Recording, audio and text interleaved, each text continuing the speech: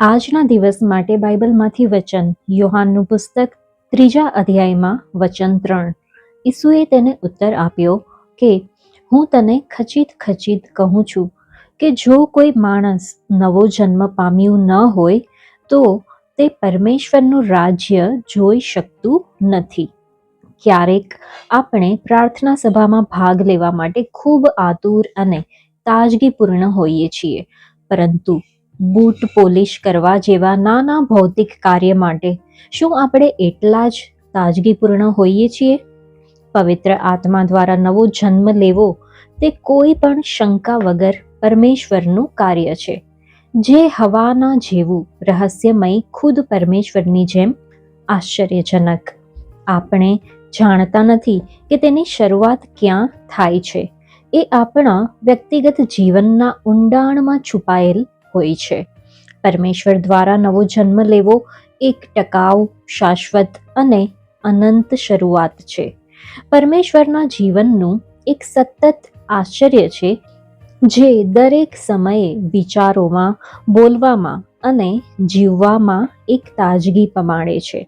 તાજગી વિહોણા જીવન એ વાતનો નિર્દેશ છે કે આપણા જીવનમાં કંઈક છે જે પરમેશ્વર સાથે કદમ મિલાવીને ચાલતું નથી.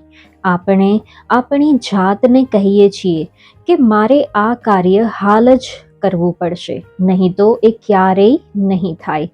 આ તાજગી વિહોણા જીવનની પ્રથમ નિશાની છે. શું આપણે આ ક્ષણે તાજગી અનુભવ કરીએ છીએ, અથવા શું આપણે તાજગી વિહોણા થઈ ગયા છીએ અને ઉત્તેજિત અને ચિંતાગ્રસ્ત થઈને આપણા દિમાગમાં કશું શોધી કાઢવાનો પ્રયત્ન કરીએ છીએ? તાજગી આજ્ઞાપાલનથી નહીં, પરંતુ પવિત્ર આત્માથી મળે છે. આજ્ઞાપાલન આપણને પ્રકાશમાં રાખે છે જેમ તે પ્રકાશમાં છે. પરમેશ્વર સાથેના તમારા સંબંધનું સાવધ રહીને રક્ષણ કરો.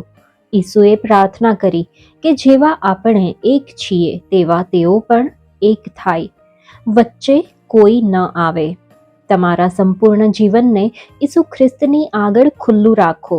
તેમના આગળ ખુલ્લા હોવાનો દેખાવ ના કરશો. શું તમે તમારું જીવન પરમેશ્વર સિવાય બીજા કોઈ સ્ત્રોતમાંથી પ્રાપ્ત કરી રહ્યા છો? જો તમે તેને છોડીને કોઈ બીજી બાબત પર તાજગી અને સામર્થ્ય માટે ભરોસો રાખો છો, તો તમને ખબર પણ નહીં પડે કે ક્યારે પરમેશ્વરનું સામર્થ્ય તમારી પાસેથી જતું રહ્યું. પવિત્ર આત્માથી નવો જન્મ લેવાનો અર્થ આપણે જે વિચારીએ છીએ તેના કરતાં કંઈક વધારે છે. તે આપણને એક નવું દર્શન આપે છે અને પરમેશ્વરના જીવનમાંથી ક્યારેય ન ખૂટનાર સ્ત્રોત દ્વારા દરેક બાબતો માટે એકદમ તરોતાજા રાખે છે.